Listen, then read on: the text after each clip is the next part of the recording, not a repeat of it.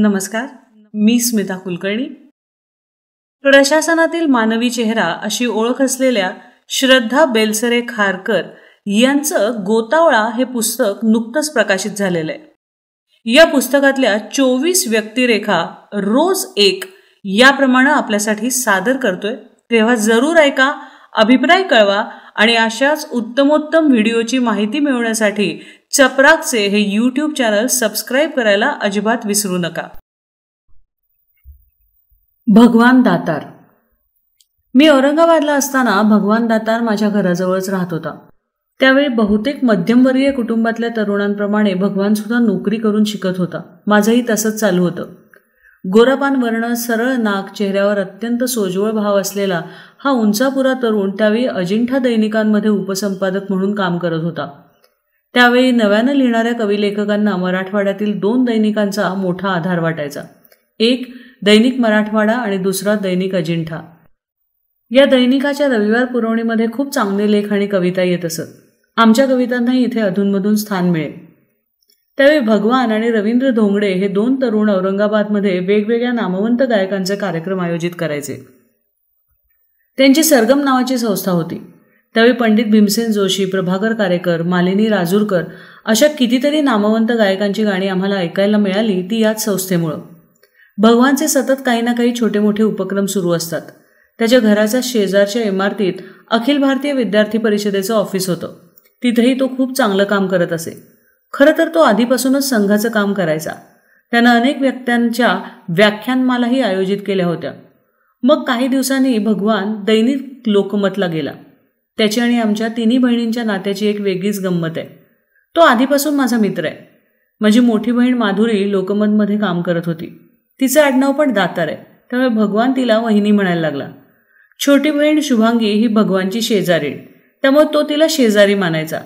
त्याच्या अगदी साल्या स्वभावामुळं तो आमच्या 3 बहिणींच्या सुखदुःखामध्ये नेहमी सामील असायचा. आणीबाणीचा काळ आला आणि बघता बघता अनेक पत्रकार, विचारवंत लेखकांना अटक झाली. त्यामध्ये भगवानचाही समावेश होता. तो त्या काळात कारागृहात राजकीय कैदी होता. त्याला औरंगाबाद जवळच्या हर्सूल जेलमध्ये ठेवण्यात आलं होतं. तिथे ज्येष्ठ पत्रकार अनंतराव भालेराव आणि बाबा दळवी यांचा सहवास त्याला मिळाला आणि पुढे हा स्नेह वृद्धिंगत झाला. पण त्याचा त्याने कधी पुढे बडेजाव केला नाही किंवा तुरुंगवास झाल्यानं स्वभावात कडवटपणा येऊ दिला नाही. पत्रकारितेत असताना तो अनेक नामवंत लेखकांची सदरे इंग्रजीतून अनुवादित करायचा. त्यामुळे आमच्यासारख्या नव्यानं पत्रकारितेत येणाऱ्या लोकांना देशविदेशातील पत्रकारांनी एखाद्या विषयावर काय लिहिलंय ते समजायचं. पण भगवाननं नंतर औरंगाबाद सोडलं आणि तो पुण्यात आला. पुण्यामध्ये आल्यावरही त्यानं दैनिक केसरीत काम केलं. नंतर तो लोकसत्ताला रुजू झाला. तिथे चांगलं काम सुरू असताना त्याला तरुण भारतचं संपादक पद मिळालं. त्यामुळे त्याने लोकसत्ताची चांगली नोकरी सोडली. पण काही कारणानं तरुण भारत बंद पडलं. मग लोकसत्ताचे संपादक श्री अरुण टिकेकर यांनी त्याला परत बोलवून घेतलं. तिथे तो वृत्तसंपादक असताना त्याच्या अनेक वृत्तमालिका गाजल्या. पण मला आठवतं ती अयोध्या येथे बाबरी पतन झाल्यानंतर त्यानं अयोध्येमध्ये जाऊन केलेली शरयूच्या तीरावरून ही लेखमाला. अगदी मोजक्या शब्दात लिहिलेली ही लेखमाला अतिशय माहितीपूर्ण होती आणि ती आजही अनेकांच्या स्मरणात आहे. भगवाननं जेव्हा औरंगाबाद सोडलं, बहुधा त्याच दरम्यान मीही औरंगाबाद सोडलं होतं. सरकारी नोकरीमुळं धुळे, नाशिक, मुंबई अशा माझ्या बदल्या होत गेल्या. भगवानची अनेक वर्षात माझी भेट झाली नव्हती. पण एक दिवस अचानक मला समजलं की माझी छोटी बहीण शुभांगीच्या घराजवळच आता त्यानं घर घेतलंय. त्या काळी मोबाईल फोन वगैरे काही नव्हतं. आम्ही त्याच्या घरी गेलो. आमची बऱ्याच वर्षांनी आता भेट झाली. पुढे काही दिवसांनी भगवान शुभांगीच्या सोसायटीत समोरच राहायला आला. त्यावेळी शुभांगीकडे गेले की आपोआपच त्याची भेट व्हायची. भगवानचा एक महत्त्वाचा गुण म्हणजे तो अत्यंत गुणग्राहक आहे आणि आपण काही नवीन प्रयोग करत असू तर त्याबद्दल त्याला अतिशय कुतूहल असतं. माझं काही ना काही उद्योग चालत असायचे आणि मी प्रत्येक वेळेस भगवान मी काय नवीन करते हे जाणून घ्यायचा. त्यावेळी मी मंत्रालयामध्ये उपमुख्यमंत्री कार्यालयात जनसंपर्क अधिकारी होते. असाच एकदा त्याच्या तरुण भारतच्या कार्यालयात तो मला घेऊन गेला आणि सहकारी पत्रकारांबरोबर माझा वार्तालाप करून दिला. त्याचा जनसंपर्क फार व्यापक. पत्रकारितेतील कुमार सप्तर्षी, माधव गडकरी, अरुण टिकेकर, चंद्रकांत घोरपडे यांच्यासारख्या अनेक दिग्गजांशी सलोख्याचे संबंध होते. तो मुंबईच्या माळगी प्रबोधिनीमध्ये काही काळ कार्यक्रम अधिकारी होता. त्यावेळी त्यानं टीव्ही निवेदकांचं वर्कशॉप, IAS वर्कशॉप आणि पुण्यात भारत पाकिस्तान अभ्यास वर्गाचं आयोजित केलं होतं. त्याच्या वृत्तपत्रीय लिखाणाबरोबरच त्याचं महत्त्वाचं योगदान म्हणजे त्यानं अनेक गाजलेल्या इंग्रजी पुस्तकांचा केलेला अनुवाद हा होय. 400-500 पानांचं इंग्रजी पुस्तक बघून आपला जीव दडपतो, पण हा माणूस मात्र अत्यंत शांतपणे ते पुस्तक वाचून त्याचं मर्म समजावून घेऊन त्या पुस्तकाचा सुंदर अनुवाद करतो. कधी कधी तर प्रत्यक्षाहूनही प्रतिमा सुंदर असा हा अनुवाद असतो. विनिता कामटे यांनी लिहिलेल्या द लास्ट बुलेट या पुस्तकाचा त्यानं केलेला अनुवाद इतका गाजला की त्या पुस्तकाच्या आत्तापर्यंत 27 आवृत्त्या संपल्यात.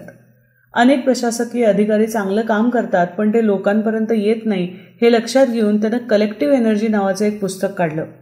अनेक ठिकाणचे जिल्हाधिकारी वेगवेगळे प्रयोग करतात, ते प्रयोग यशस्वी होतात, पण अधिकाऱ्यांची बदली झाली की पुढं काही होत नाही हे लक्षात आल्यानं या प्रयोगांचं कुठेतरी डॉक्युमेंटेशन व्हावं या हेतूनं त्यानं 12 जिल्हाधिकाऱ्यांना बरोबर घेऊन त्यांच्या वेगवेगळ्या प्रयोगाची दखल घेतली आणि एक छान पुस्तक तयार केलं.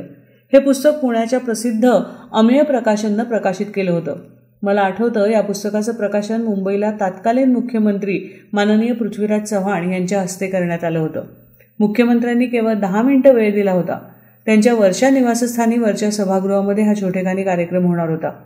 काही कलेक्टर्स, प्रकाशक, लाटकर, भगवान आणि काही मोजके प्रेक्षक तिथं उपस्थित होते. मी उत्सुकतेने या कार्यक्रमासाठी गेले. भगवाननं छान सविस्तर प्रास्ताविक केलं आणि या प्रकल्पामागची भूमिका समजावून सांगितली. त्यानंतर 1-2 अधिकाऱ्यांनी आपले अनुभव सांगितले आणि मुख्यमंत्री भाषणासाठी उभे राहिले. ते सविस्तर बोलले. ते म्हणाले की अशा प्रकारचे प्रकल्प वारंवार राबवले गेले पाहिजेत. त्यांनी केवळ 10 मिनिटं कबुली दिली होती, पण नंतर त्यांना ते पुस्तक इतकं आवडलं की कार्यक्रम जवळजवळ तासभर चालला. त्यांनी या प्रकल्पाचं खूप कौतुक केलं आणि खरोखरच पुस्तक अतिशय वाचनीय झालंच होतं. नव्यानं काम करणाऱ्या प्रशासकीय अधिकाऱ्यांना त्यांचा मार्गदर्शक म्हणून खूप उपयोग होऊ शकतो. शिवाय ज्यांनी कल्पकपणे काही वेगळं काम केलंय त्यांच्यासाठी हे पुस्तक म्हणजे समाजानं पाठीवर मारलेली कौतुकाची थाप आहे.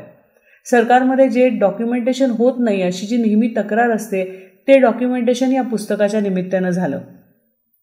भगवान जेव्हा भेटायचा त्या प्रत्येक वेळी मला मी काय नवीन लिहितेय असं विचारायचा. मला सरकारी नोकरीत आल्यापासून आलेल्या अनुभवांविषयी किंवा जे नवे प्रयोग केले त्याविषयी लिहायला हवं असा त्याचा आग्रह असायचा. मी नेहमी होला हो करायची. एखादा छोटा मोठा लेख सोडून माझी काही फार प्रगती झाली नव्हती.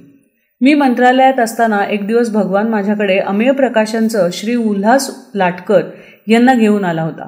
मला वाटलं तो नेहमीप्रमाणे मंत्रालयात काही कामासाठी आला असेल. तसा तो इतरही अनेक कामासाठी अनेकदा मंत्रालयात यायचा.